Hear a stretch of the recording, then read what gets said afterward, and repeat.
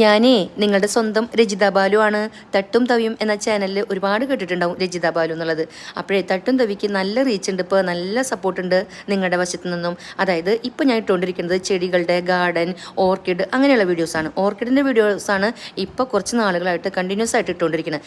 അതിൻ്റേതായ മാറ്റങ്ങളും ആ ചാനലുണ്ട്. നല്ല സപ്പോർട്ട് കിട്ടുന്നുണ്ട്, നല്ല റീച്ച് ഉണ്ട്, നല്ല വ്യൂസൊക്കെ ഉണ്ട്. അപ്പോൾ പിന്നെ ആ ഒരു ചാനൽ ചെടികൾക്കായിട്ട് ഇരുന്നോട്ടെ, ഗാർഡനിങ്ങിനായിട്ട് ഇരുന്നോട്ടെ എന്ന് കരുതി ഞാൻ. അപ്പോൾ എൻ്റെ വിശേഷങ്ങൾ പങ്കുവയ്ക്കാൻ എനിക്കൊരു ചാനൽ വേണമല്ലോ. അപ്പോൾ തുടങ്ങിയിട്ടുള്ള ഒരു സെക്കൻഡ് ചാനലാണ് കേട്ടോ ഇത്. രക്കു ബാലു എന്നാണ് എൻ്റെ ഈ ചാനലിൻ്റെ പേര്. രക്കു എന്നുള്ളത് എൻ്റെ പെറ്റ് നെയിമാണ് കേട്ടോ. അപ്പോൾ എന്തായാലും നിങ്ങളുടെ പൂർണ്ണമായിട്ടുള്ള സപ്പോർട്ട് ഞാൻ ഈ ഒരു ചാനലിലും കൂടെ പ്രതീക്ഷിക്കുകയാണ്. അപ്പോഴേ എൻ്റെ ഓൺ വോയിസിലുള്ള ആദ്യത്തെ വീഡിയോ ആണ് ഈ ചാനലിൽ. നമ്മൾ ഈ വർഷത്തെ ആദ്യത്തെ ചക്കയാണ് കേട്ടോ മുറിച്ചത്. നമ്മുടെ സ്വന്തം ചക്കയല്ല ഇത്. നമുക്ക് അനിയത്തിക്കുട്ടിയുടെ മകള് ഋതുമോള് പ്രസവത്തിനായിട്ട് വന്നിട്ടുണ്ട്. അപ്പോൾ അവളുടെ അമ്മായിമ്മ, അതായത് അവളുടെ ഹസ്ബൻഡിൻ്റെ അമ്മ കൊണ്ടു തന്നതാണ് ആഗ്രഹം പറഞ്ഞപ്പോൾ ഒരു ചക്ക. നല്ല പഴുത്ത ചക്കയായിരുന്നു കേട്ടോ. നമ്മളിങ്ങനെ തട്ടുമ്പോൾ ഒരു പ്രത്യേക ശബ്ദം ഉണ്ടായിരിക്കും. പഴുത്തതും പഴുക്കാത്തതും തമ്മിലുള്ള ചക്കകൾക്ക് വ്യത്യാസം ഉണ്ടാവും സൗണ്ട്. ഇതിൽ നമ്മൾ വീട്ടിലെല്ലാവരും ഉണ്ടായിരുന്നു. അപ്പോൾ എല്ലാവരും ടി വിയും വെച്ചിട്ടുണ്ട്. അപ്പോൾ ആ ഒരു വോയിസ് വരണ്ട കരുതിയിട്ടാണ് മ്യൂട്ടാക്കിയത്. അത് കാരണം എനിക്ക് പൊതം എന്നുള്ള ശബ്ദമൊന്നും നിങ്ങൾക്ക് കേൾപ്പിച്ചു തരാൻ പറ്റണില്ല. അതുപോലെ ആ ചക്ക ഒന്ന് തട്ടി പഴുത്തുനിന്ന് ഉറപ്പ് വരുത്തുമ്പോൾ നമ്മളിതുപോലെ നല്ല വെട്ടുകത്തി എടുത്തിട്ട് ഇതിനെ ഛേദിച്ചെടുത്തിട്ടുണ്ട് കേട്ടോ. അപ്പം നല്ല കൃ എന്നുള്ള ശബ്ദമൊക്കെ ഉണ്ട്.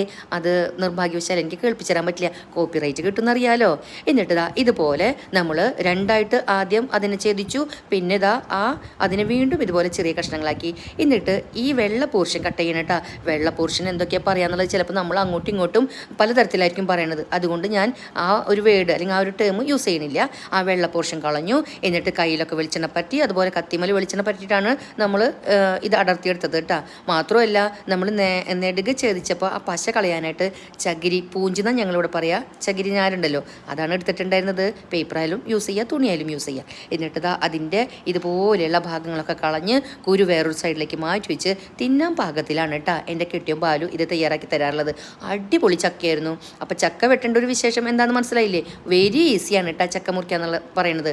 പിന്നെ ചക്ക എന്ന് പറയുന്നത് കേരളീയൻ്റെ ഒരു വികാരം തന്നെയാണ് അല്ലേ. ചക്ക കൂട്ടാൻ കണ്ട ഗ്രഹിണിപ്പിള്ളേർ എന്നുള്ള ഒരു പഴഞ്ചൊല്ല് തന്നെ നമ്മൾ കേരളക്കാർക്ക് സ്വന്തമാണ്. അപ്പോൾ ചക്ക വിശേഷമാണ് എൻ്റെ ഓൺ വോയിസിൽ ആദ്യം വന്നിട്ടുള്ള വീഡിയോ. എല്ലാവർക്കും ചക്ക ഇഷ്ടമായി എന്ന് വിശ്വസിക്കുന്നു. വീണ്ടും കാണാം. Till then take care. Bye bye.